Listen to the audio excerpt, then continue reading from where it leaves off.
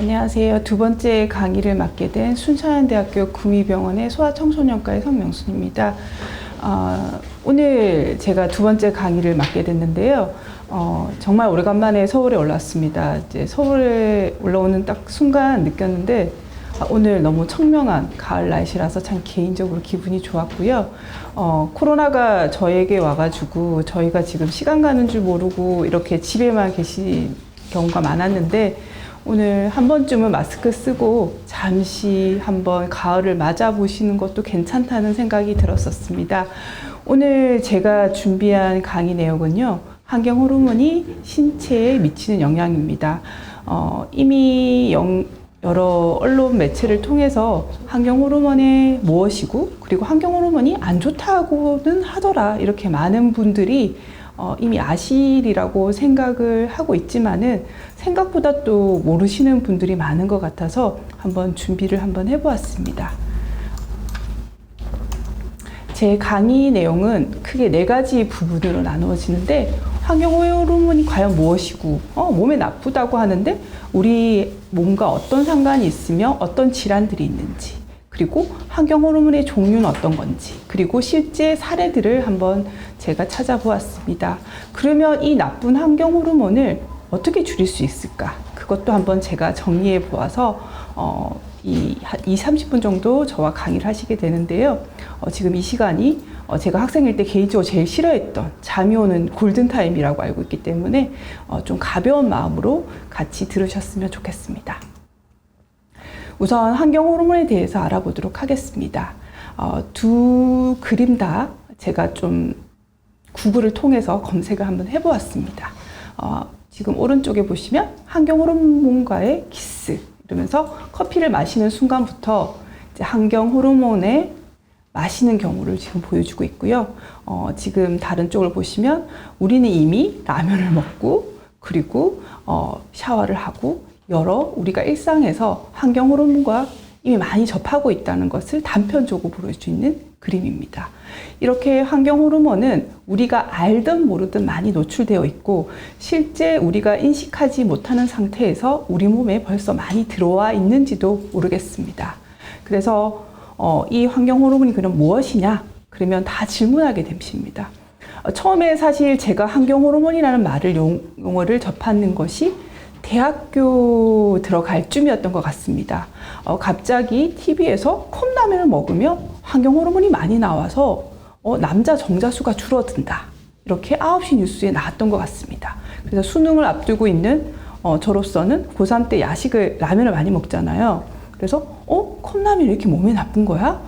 근데 환경 호르몬이 나온다는데 환경 호르몬 좋은 말 아니야? 환경? 그린? 이렇게 생각을 했었습니다.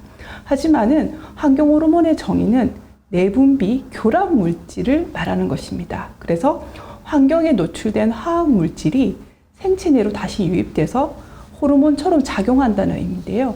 쉽게 말해서 가짜 호르몬인 거죠. 그래서 우리 몸에서 나오는 게 아니라 환경에서 우리 몸에서 다시 들어와서 그것이 호르몬처럼, 우리의 진짜 호르몬처럼 호르몬인 척 하는 것을 환경 호르몬이라고 합니다.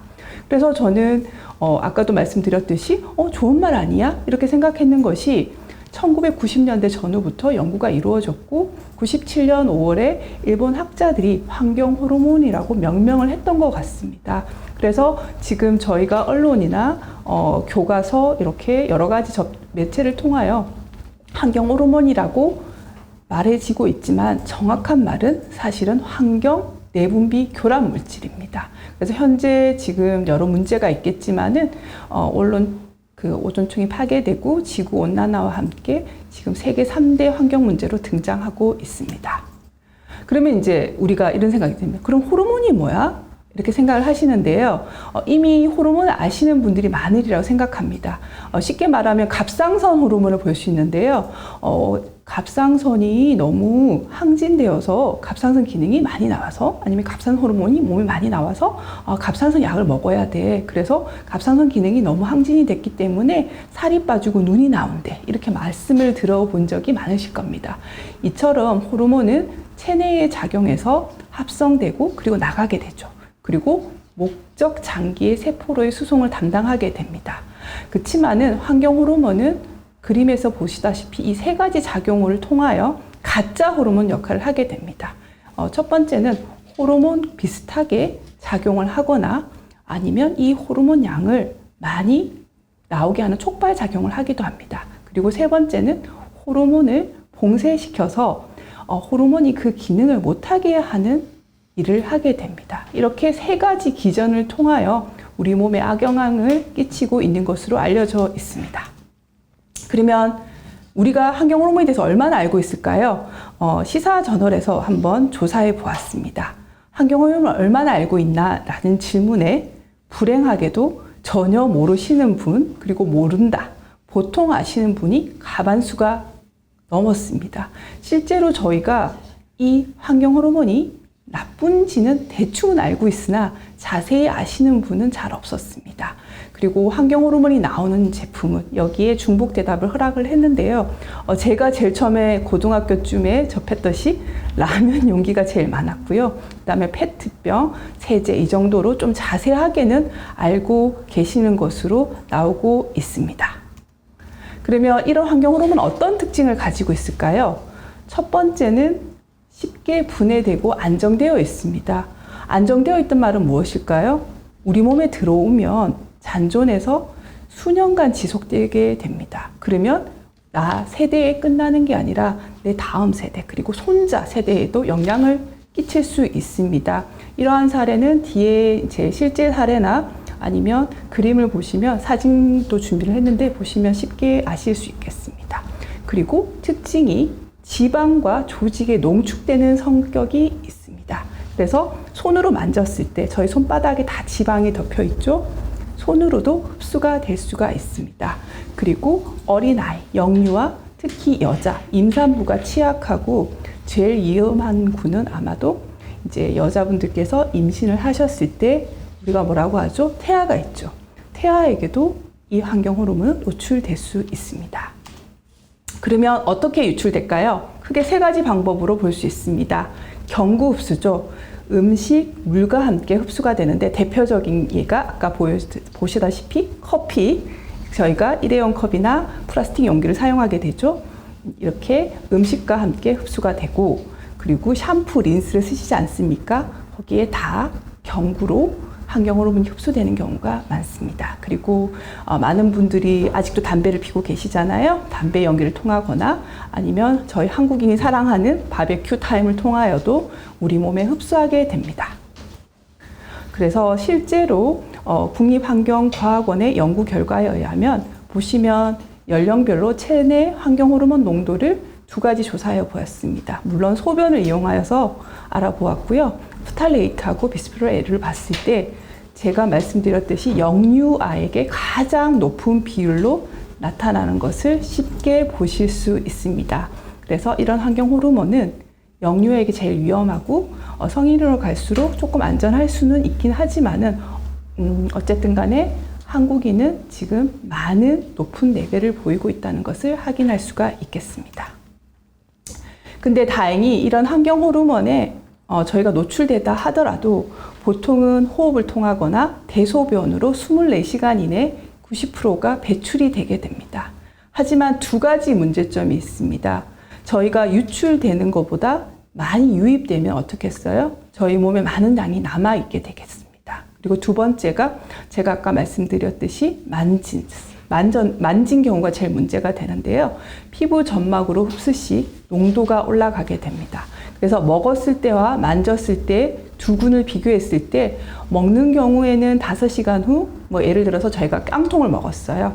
이제 깡통에 참치캔 이런 것을 먹었을 때 5시간 후에 그 이제 참치캔에 있는 비스피놀 A나 이런 성분의 농도가 최고 농도로 검출이 됩니다. 하지만 24시간 이후에 소변으로 봤을 때 그런 환경 호르몬이 검출되지 않는 것을 확인할 수 있습니다. 하지만 만졌을 때는 48시간, 만 이틀 동안 농도가 점점 증가되고 절반 정도도 5일 후에도 검출되는 것을 확인할 수 있었습니다. 그래서 먹었을 때보다 만졌을 때가 생체에 더 많이 남는 것을 확인할 수 있겠습니다. 그 다음에 이제 두 번째 내용인데요. 그러면 환경 호르몬이 나쁜 것도 알았고 어떤 건지도 알았어요. 그러면 어떤 질환과 연관이 있을까요? 제가 한번 정리를 해봤는데요. 이 정리를 잘하신 이게 연세대 환경공해연구소에서 이렇게 표를 이쁘게 만들어 주셨더라고요. 그래서 크게 환경 호르몬이 문제가 됐을 때는 처음에 저희한테 대두가 된 거는 정자수가 줄어든다. 그리고 정자가 제대로 기능을 못한다. 이런 호르몬 기능 이상, 특히 생식적으로 많이 강조가 되었습니다. 하지만 그 이후 많은 연구가 이루어졌어요. 그래서 지금은 앞전에 수업했던 알레르기 질환, 아토피 피부염, 천식, 알레르기 비염과도 많은 연관관계가 있고, 그리고 ADHD, 그러니까 과잉 행동 장애하고도 많은 연구가 이루어졌습니다. 그리고 이러한 것이 단지 이런 문제뿐만 아니라 유방암을 일으킨다든지, 그리고 자궁 질염을 일으킨다든지, 질암을 일으킨다든지 이런 발암 물질로도 관련성이 높은 것을 이미 많은 연구를 통하여 밝혀진 상태입니다. 알레르기 질환에 대해서 잠시 정리를 해봤는데요. 앞전에 저희 송대진 교수님께서 너무나 잘 설명해 주셨기 때문에 다시 한번 정리를 하자면 요즘 알레르기 질환이 이렇게 증가되고 있음을 알 수 있겠습니다. 그리고 두 번째가요, 성조수증인데요. 요즘 엄마들 사이에서 특히 딸을 키우실 때 제일 고민되시는 부분이 이 성조수증인 것 같습니다. 성조수증의 정의는요, 사춘기 현상이 일찍 나타나는 현상입니다. 여자애 같은 경우에는 만 8세입니다. 만 8세 이전에 가슴이 커지고 음모가 발달하게 됩니다. 그리고 남자 같은 경우에는 만 9세 이전에 고환 크기가 증가하고 수염이 나거나 음모가 발달하게 됩니다. 그래서 여기 이제 이 그래프를 보시게 되면 우선 오른쪽 보시면 2013년 그리고 2017년 비교했을 때 전체 인구의 유병률을 봤을 때 점점점 증가되어 있고, 특히 여자애들의 유병률이 많이 증가되고 있음을 알 수 있습니다.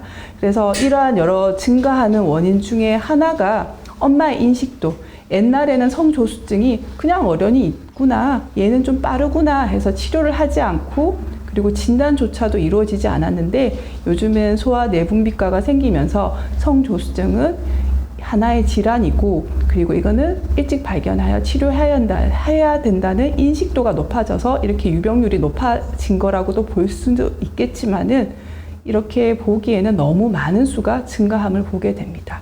성조수증이 문제가 되는 경우는요, 오른쪽에 보시면 치료를 받지 않게 되면 치료받은 애들보다 체중 키가 작아지게 됩니다. 그래서 최소 6cm 정도 자기가 원래 클 수 있는 키를 손해보게 되는데요. 이러한 원인 때문에 이미 많은 아이들이 지금 성조수증을 치료하고 있습니다. 특히 이제 내분비 질환에 있어서 이 성조수증과 그리고 환경 호르몬은 깊은 관련이 있는 것으로 알려져 있습니다. 그리고 그 다음에 보시면 환경 호르몬의 종류와 그리고 사례들에 대한 예인데요. 한번 같이 보시겠습니다. 그러면 환경 호르몬의 종류가 몇 가지가 있냐 궁금해 하실 겁니다. 우선은 세계 야생 보호기금 WWF라고 하거든요. 여기서 환경 호르몬의 종류를 67개로 선정하였습니다. 그래서 저희 한국 같은 경우에는 이런 환경 호르몬의 종류를 세계 양생 보호기금의 종류를 그대로 받아들였습니다. 그래서 녹약 같은 경우에는 43종, 합성 화합물 같은 경우는 23종으로 지금 분류하고 있습니다. 하지만 문제가 뭘까요? 매년 새로운 화학물질이 만들어지고 있습니다. 그래서 이 종류와 수는 훨씬 다양하고 앞으로 얼마나 늘어날지는 그 누구도 예측하지 못하고 있습니다.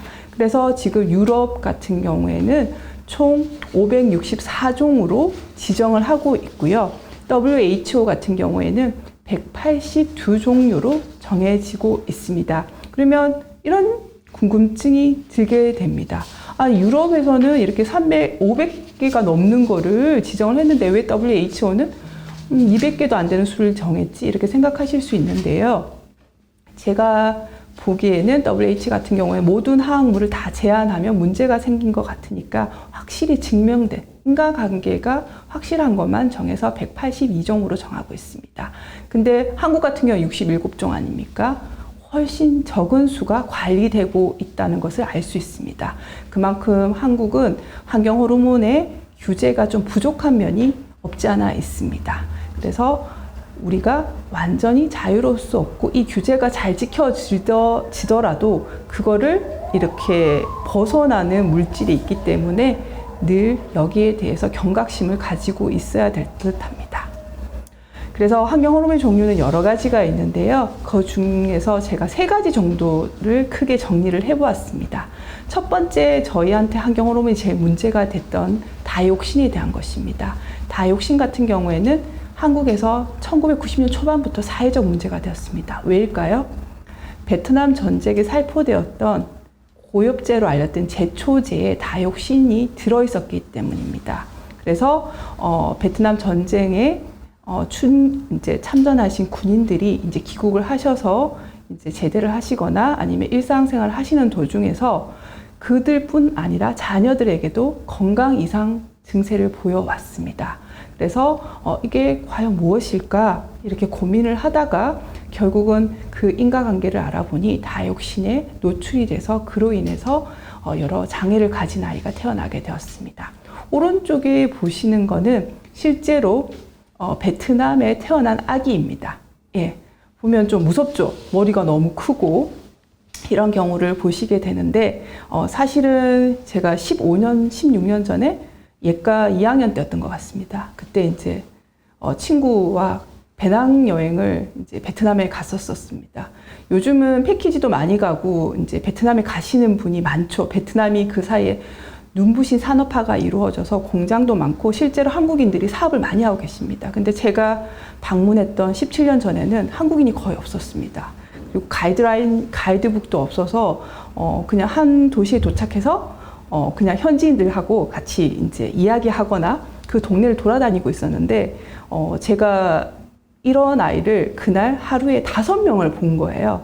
그래서 왜 이 지역은 이런 아이가 5명이나 될까? 이런 궁금증에 빠졌었어요.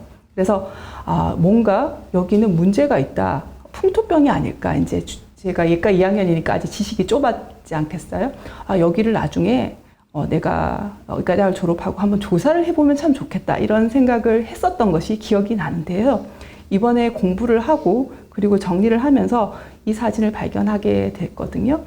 실제로 베트남에 살포되었으니까 저희 참전하신 군인들도 문제였겠지만 실제로 제일 문제였던 거는 베트남 현지인들이었습니다. 그래서 그들이 이런 다이옥신에 많이 노출됐고 그리고 그들이 아이를 낳았을 때 이렇게 기형아가 많이 태어났습니다. 그래서 그들의 일부를 제가 배낭여행을 하면서 보게 됐고요. 다시 이 그림을 보면서 그때 그 아이들이었구나 이렇게 생각이 들면서 다시 한번 환경 호르몬에 대해서 생각해보는 시간이었던 것 같습니다.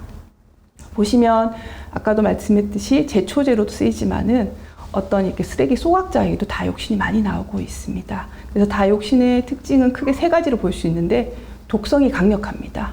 그리고 아까 말씀드렸듯이 안정되어 있는 화합물이지만 다이옥신 같은 경우는 매우 안정되어 있어서 한번 체내로 들어오면 체외로 배출되지 않아서 대를 이어서 이어가게 됩니다. 그래서 아까 그림과 같이 사진에서 보다시피 기형아 출산이 많게 됩니다. 그리고 이 제초제로 쓰이기 때문에 어떨까요? 제초제로 쓰인다는 거는 풀을 없앤다는 거고 그 풀 성분에 많은 다이옥신이 노출되어 있는 거죠. 그러면 그거는 어떻게 될까요? 소들이 먹죠. 사료로 아니면 풀을 이제 베어다가 소를 먹이는 경우가 많습니다. 그래서 놀랍게도 소고기에 다이옥신이 생각보다 많은 비율로 나오는 것을 볼 수 있습니다. 근데 보시면 소고기뿐이에요. 우유, 그리고 닭고기, 돼지고기. 저희가 실제로 실생활에 접하고 있는 많은 고기와 유제품에 이런 많은 농도의 다이옥신이 나온 것을 보고 아마 많은 분들이 이거 보고 어떻게 먹을까 이런 생각이 드실 것 같습니다. 그다음에 2번째가 비스페롤 A인데요. 1990년도죠. 러시아에서 처음 만들었습니다. 보시면 비스페롤의 화학 구조인데요. 에스트로겐과 거의 비슷합니다. 그래서 에스트로겐의 유사 호르몬으로 불리고 있습니다. 이런 비스페롤 A는 특징이 가볍고 딱딱하고 투명합니다. 그래서 어디에 쓰이면 좋을까요? 보시다시피 저희가 PT병이라고 하죠. 플라스틱 병으로 많이 이용하고 있고 실제로 아기 젖병과 아기 쪽쪽이 그리고 이런 장난감에도 많이 쓰이고 있습니다.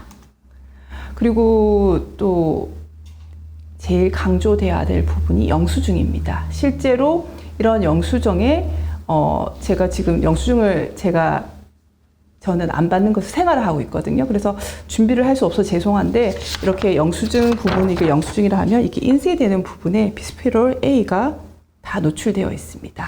그래서 손으로 이렇게 영수증을 만지시게 되면 그대로 어떻게 될까요?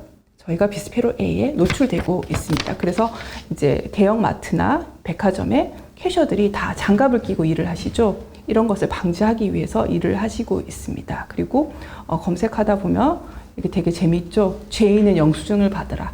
이렇게 많은 비스페롤 A로 차 있는 영수증이 있기 때문에 영수증을 가급적 안 받으시는 것이 중요하고요. 받으시더라도 이렇게 받지 마시고요. 이렇게 뒤집어서 없는 부분으로 받으시고 환불을 하시거나 나중에 교환하실 때도 이렇게 하시는 것이 좋을 것 같습니다. 그리고 이제 비스페롤 A가 문제가 되니까 어떻게 됐어요? 그 다음에 공장에서나 아니면 대기업에서는 다른 거를 만들어내게 되죠. 보시면 비스페롤 프리 그리고 비스페롤 A 프리 이런 식으로 이제 광고를 하기 시작합니다. 그러면 저희는 생각하죠. 아, 비스페롤 A가 나쁘다던데 프리가 났으니까 이건 안전할 거다. 하지만 이거는 배반이었던 거죠. 제일 지금 왼쪽에 보시면 비스페롤 프리 안심 금물이라는 뉴스가 나와 있는데요.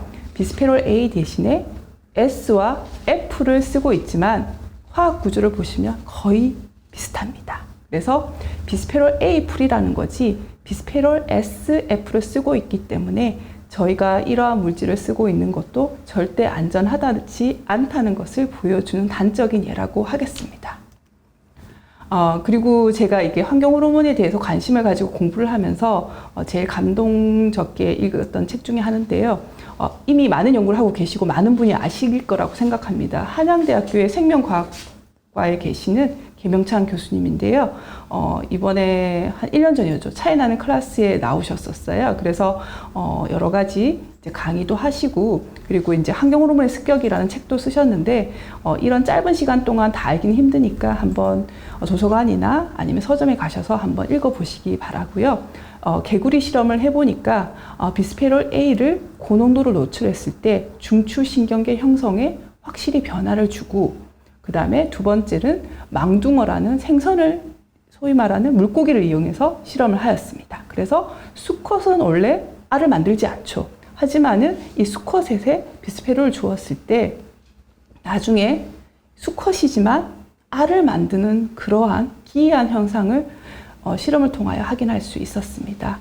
이처럼 개구리, 망둥어 이러한 생태계에도 지금 환경 호르몬은 많은 영향을 끼치고 있습니다. 그리고 세 번째가 이제 프탈레이트입니다. 프탈레이트 같은 경우에는 이미 오래전부터 사용했습니다. 1930년대부터 사용했고요. 석유로부터 제조된 유기화학물입니다. 그 종류가 39개까지 되고요. 보시다시피 우리가 사용하고 있는 모든 제품에 이 프탈레이트가 안 들어가 있는 경우는 거의 없는 것으로 확인되고 있습니다. 그런데 이제 프탈레이트랑 관련된 여러 가지 질환 중에 대표적인 게 이 ADHD입니다. 그러면 ADHD는 뭐냐? 주의력 결핍, 과잉 행동, 충동성을 주증상으로 하는 소아청소년기의 대표적인 정신질환이고 저희 나라 같은 경우에는 초등학교 아동 중에 한 3에서 8% 정도가 ADHD로 진단을 받아서 치료하고 있습니다. 그래서 이런 ADHD가 있는 아동과 그리고 일반 아동들의 프탈레이트의 대사 농도를 저희가 조사를 해봤는데 보이시죠? ADHD를 가진 아동에게 훨씬 많은 고용량의 프탈레이트가 나옴을 확인하실 수가 있겠습니다. 그래서 ADHD의 영양과 깊구나 이렇게 많은 것을 아실 수가 있겠습니다. 그리고 이거는 최근에 나온 알러지라는 좀 논문에 나온 저널인데요. 보시다시피 소변으로 이런 프탈레이트를 측정을 했을 때 고농도의 프탈레이트가 결국은 그림에서 보시다시피 코에 영향을 끼쳐서 결국은 어퍼 에어웨이나 아니면 로우 에어웨이에 디스펑션을 가지고 온다. 곧 말해서 이런 프탈레이트가 호흡기에 나쁜 영향을 끼친다는 것을 쉽게 확인하실 수 있겠습니다. 그리고 이제 제가 말했던 그런 환경 호르몬 외에 호르몬들도 있습니다. 저희가 쓰는 후라이팬, 여기에는 많은 양의 과불합 화학물이 있습니다. 그리고 저희가 살충제 많이 쓰잖아요. 지금은 이제 가을로 접어와서 모기 이제 퇴치제나 이제 살충제를 잘 안 쓰게 되는데 여기에 많은 환경 호르몬이 들어있고 이미 광고를 통해서 많이 하고 있죠. 꼭 저희가 빨래를 하고 나서 섬유 유연제를 꼭 써야 되는 것처럼 TV에서는 광고하고 있는데 이런 섬유 유연제에도 노닐페놀이라는 환경 호르몬이 검출되고 있습니다. 그래서 이런 것을 보면 겁이 나게 됩니다. 그러면 우리는 이런 환경 호르몬으로부터 자유롭지 못한가에 대해서도 의문을 가지게 됩니다. 그리고 실제 사례 몇 가지 보여드리겠습니다. 그림 보기가 좀 그렇죠. 보시면 손가락 기형이 나가야, 그리고 개구리인데 다리가 4개인 개구리, 이렇게, 그리고 부리가 이상한 새, 이렇게. 아까도 그 계명찬 선생님의 연구를 보여드렸지만 실제로도 이렇게 많은 기형이 태어나고 있는 것으로 확인되고 있습니다. 그리고 실제 사례 몇 가지를 보자면요, 88년도였는데 덴마크 바다였어요. 그래서 이런 이제 바다 표범이라고 하죠. 얘들이 집단으로 폐렴에 걸리면서 한 10,000명 말이 넘게 사망을 했더니만 그 원인을 이제 저희가 이제 저희가 아니죠. 이제 덴마크 이제 많은 연구자들이 연구를 했는데 알고 봤더니만 폴리여마비페닐이라는 환경 호르몬에 노출됨으로써 이것이 면역력 저하를 가져와서 이런 동물들한테 집단 폐렴을 일으켜서 결국은 폐사하게 되는 이런 실제 사례가 존재하였습니다. 그리고 이것도 아마 미국을 아마 떠들썩했던 하나의 실제 사례입니다.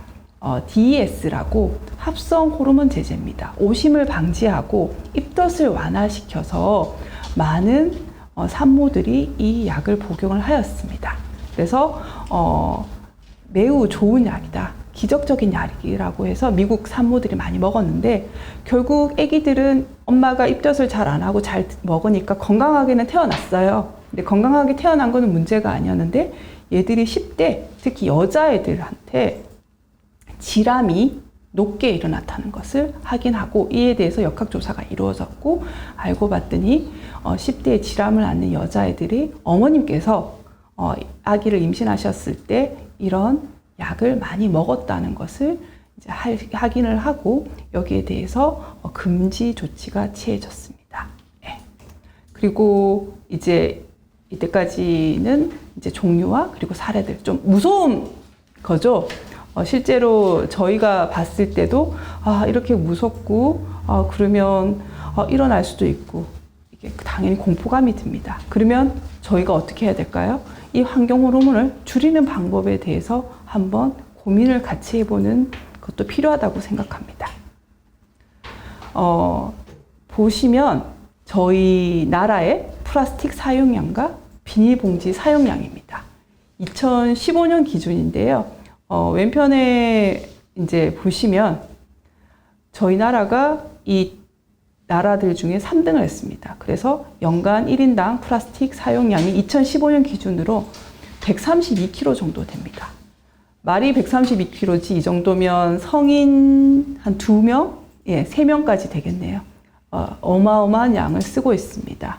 그리고 제가 보기에는 이 코로나 사태 이후로 이 플라스틱 사용량은 더 늘어날 것 같습니다. 왜냐하면 저희가 코로나 사태 때문에 배달 음식을 많이 이용하고 있지 않습니까? 배달 음식을 한번 먹고 나면 어때요? 수많은 플라스틱과 그리고 일회용품이 넘쳐흐르게 됩니다. 그래서 아마 올해는 세계적으로도 증가하겠지만 특히 배달 음식 문화가 발달한 한국은 플라스틱 사용량이 더 늘어날 것으로 저는 예상이 되고 있습니다. 그리고 2015년 기준이죠. 비닐봉지 사용량이 저희가 월등히 지금 1등을 차지하는 것을 볼 수 있습니다.